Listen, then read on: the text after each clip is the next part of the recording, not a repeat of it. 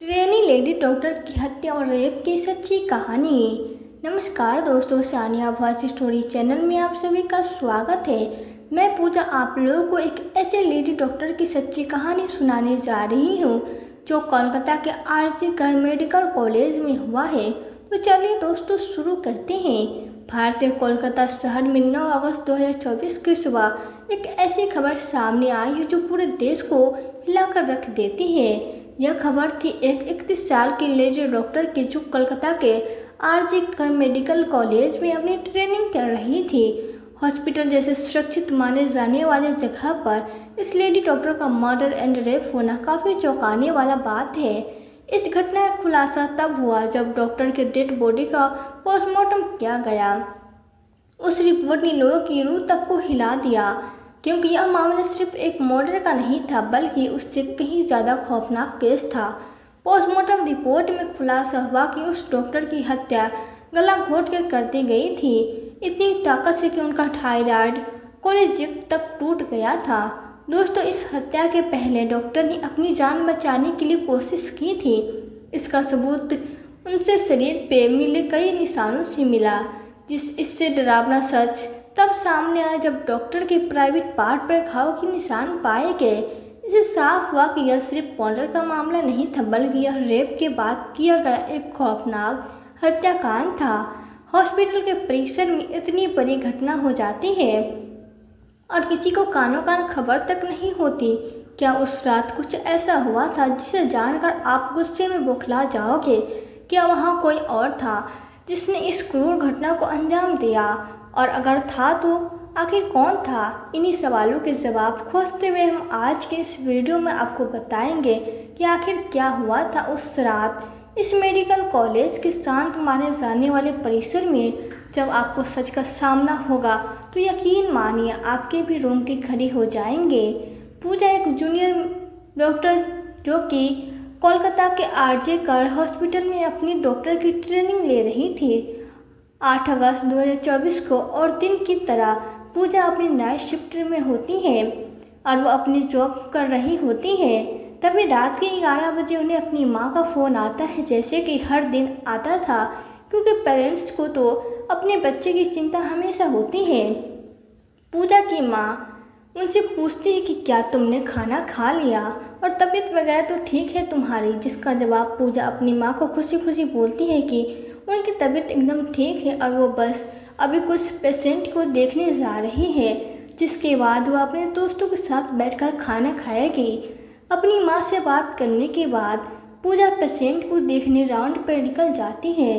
सारे पेशेंट को देखने में और अपना काम ख़त्म करने में पूजा को रात के 2 बज जाते हैं, जिसके बाद वो अपने दोस्तों के साथ जाकर हॉस्पिटल कैंटीन में ही बैठ जाती है, जहाँ मिलकर यह लोग अपना खाना भी खाते हैं और साथ साथ थोड़ी बातें भी करते हैं। खाना खाते खाते और बात करते हुए रात के 3 बज जाते हैं। अब उस वक्त पूजा थोड़ी थकान से फील कर रही होती है, तो वो अपनी थकान दूर करने के लिए उस हॉस्पिटल के 3rd फ्लोर में बने सेमिनार हॉल में जाकर रेस्ट करने लगती है। पूजा को रेस्ट करते करते सुबह के 7:03 बज जाते हैं, पर वो भी तक उस सेमिनार हॉल से बाहर नहीं आती, जो कि काफ़ी ज़्यादा परेशान करने वाली बात थी, क्योंकि कभी भी आधे घंटे से ज़्यादा का ब्रेक नहीं लेती थी। हॉस्पिटल का एक वर्कर्स जो कि सुबह की शिफ्ट स्टार्ट होने से पहले हॉस्पिटल के सारे रूम को चेक कर रहा था और वह ऐसे ही सारे रूम को चेक करते हुए उस सेमिनार हॉल की तरफ जाता है। जैसे वो सेमिनार हॉल के बाहर आकर उसका गेट खोलता है, उसकी आंखों के सामने होता है एक भयानक नज़ारा, जिसे देखकर वो बहुत ज़ोर से चीख पड़ता है। उस वर्कर की चीख सुनकर आसपास के लोग वहां इकट्ठे होने लगते हैं और देखते हैं कि सेमिनार हॉल के अंदर पूजा की डेड बॉडी बिना कपड़ों के पड़ी हुई है और उसके बॉडी पे कुछ ब्लड के निशान भी है। वहाँ खड़े सब लोगों के लिए यह एक सपना से कम नहीं था, स्पेशली दूसरी फीमेल डॉक्टर्स एंड वर्कर्स के लिए, क्योंकि उन्होंने अपनी आंखों के सामने ऐसा नज़ारा पहली बार देखा था, वो भी हॉस्पिटल के अंदर।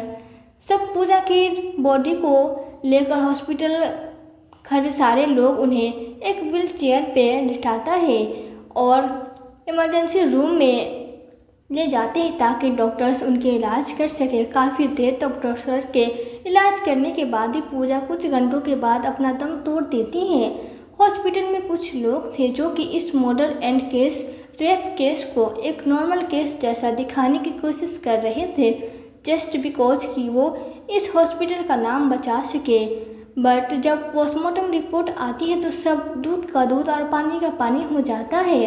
उन रिपोर्ट से साफ पता चल जाता है कि पूजा के साथ किसी ने ज़बरदस्ती गलत हरकत करने की कोशिश करी और जब वो उस इंसान से अपने आप को बचाने लगी तो उसने उसका गला घोंट दिया और उसे बहुत बुरी तरीके से मारा भी और फिर उसका रेप भी किया। यह सारे प्रूफ मिलने के बाद यह केस पुलिस को हैंड ओवर कर दिया जाता है एंड पुलिस वाले इस क्रिमिनल क्राइम को पकड़ने के लिए लग जाते हैं। सबसे पहले पुलिस उस क्राइम सीन पर ही छानबीन करती है जहां यह सब हुआ था। किस्मत से पुलिस वालों को वहां पर पूजा के कुछ नेल्स एंड ब्लड सैंपल्स मिलते हैं और साथ ही एक ब्लूटूथ। यह केस शायद और भी जल्दी सॉल्व हो जाता अगर उस फ्लोर पर सीसीटीवी कैमरा होता।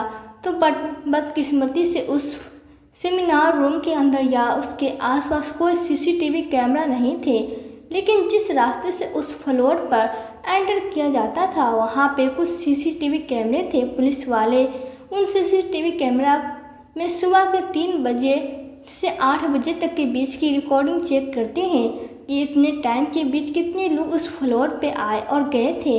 इन सीसीटीवी फुटेज को चेक करने के बाद यह पता चलता है कि टोटल 6 लोग इस फ्लोर पे आए और गए थे। यह पता लगने के बाद पुलिस वाले एक एक करके उन 6 लोगों को पूछताछ के लिए बुलाते हैं कि वह लोग वहाँ पर उस टाइम क्या कर रहे थे और उन लोगों को इस बीच यहाँ कुछ भी अजीब दिखा कि नहीं। उन लोगों ने पूछताछ के दौरान पुलिस वाले उनके फ़ोन का ब्लूटूथ भी ऑन करके चेक करते हैं।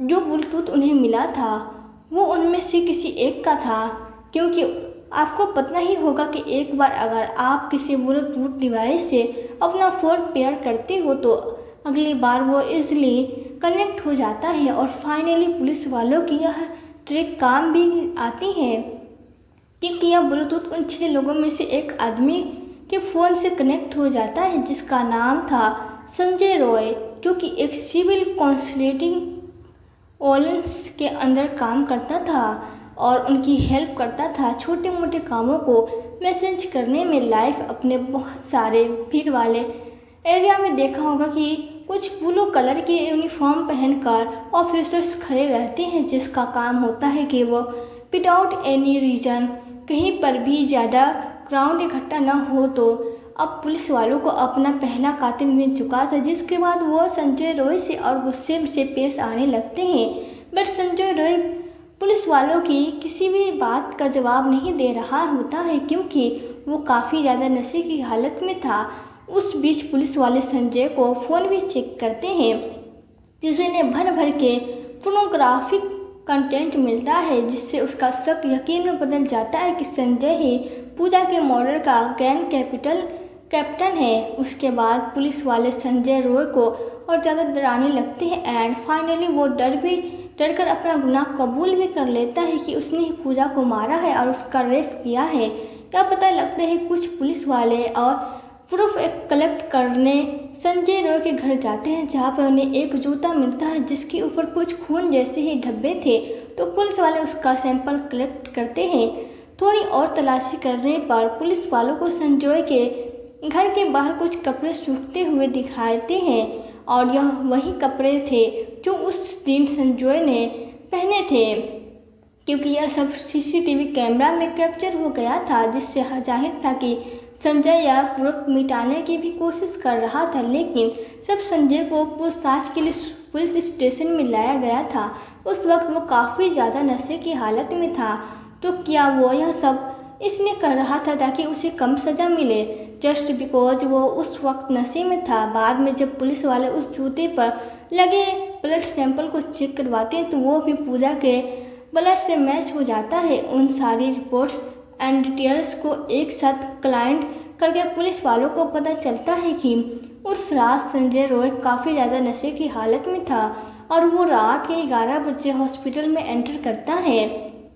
संजय अक्सर उस हॉस्पिटल में नाइट शिफ्ट किया करता था, तो उसे वहाँ की काफ़ी अच्छी नॉलेज भी थी, कहाँ पर कैमरा है कहाँ पे नहीं है। तो वो आराम से उस हॉस्पिटल के 4th फ्लोर पे जाकर बैठ जाता है, क्योंकि वो नहीं चाहता था कि कोई उसे ज़्यादा नशे की हालत में देखे, वरना वो अपनी जॉब से हाथ धो सकता था। 4th फ्लोर पे जाते ही वो अपना आराम से सो जाता है। जब उसकी आँख खुलती है तब तक सुबह के 4 बज चुके थे। तभी संजय की नज़र पूजा पे पड़ती है, जो कि रेस्ट करने सेमिनार हॉल में जा रही थी। पूजा को अकेला देखकर संजय के इरादे बिगड़ने लगते हैं। वो पहले काफ़ी देर तक उस फ्लोर के चक्कर लगाने लगता है, ये कंफर्म करने के लिए कोई वहाँ पर आता जाता तो नहीं है। जब उसे लगता है कि हाँ उसका रास्ता साफ है, तो 4 बजे सेमिनार हॉल के अंदर एंटर करता है और फिर वहाँ से 4:45 पर बाहर आता है। इन 45 मिनट पर पूजा के साथ उस आदमी ने क्या क्या किया होगा और वो कितने पेन से गुजरी होगी, यह सोचकर ही किसी का भी दिल सहम जाएगा। स्पेशली पूजा के पेरेंट्स, जिन्होंने इतनी उम्मीद और सेक्रीफाइस करके अपनी बच्ची को डॉक्टर बनने भेजा था। एंड पूजा अपने पेरेंट्स की इकलौती बेटी थी, तो उसके लिए तो यह किसी सदमे से कम नहीं होगा।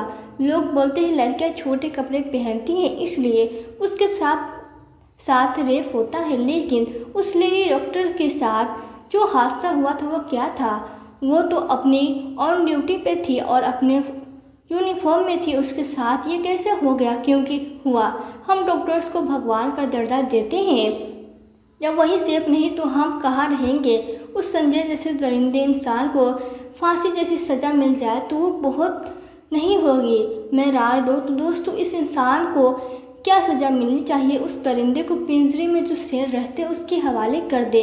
शेर जब उसकी शरीर को नोचे तब उस दरिंदे को एहसास हुआ कि दर्द क्या होता है। दोस्तों, यह भी बहुत कम है। उस दरिंदे को ऐसी सज़ा मिलनी चाहिए जो ऐसे गंदा काम करने वाले की रूह तक कांप जाए, ताकि डॉक्टर को इंसाफ मिल सके और उनके माँ बाप को भी, जिन्होंने अपनी बेटी को डॉक्टर बनाने के लिए कितने संघर्ष किए होंगे। दोस्तों, यह केस अभी भी क्लोज नहीं हुआ है और 27 अगस्त तक संजय रॉय को कस्टडी में रखा जाएगा। तो दोस्तों, यह थी दुख भरी कहानी। इस वीडियो को लाइक करें और इस केस से रिलेटेड जानकारी देखने के लिए हमारे चैनल सानिया फर्स्ट स्टोरी को सब्सक्राइब जरूर करें। Thank you.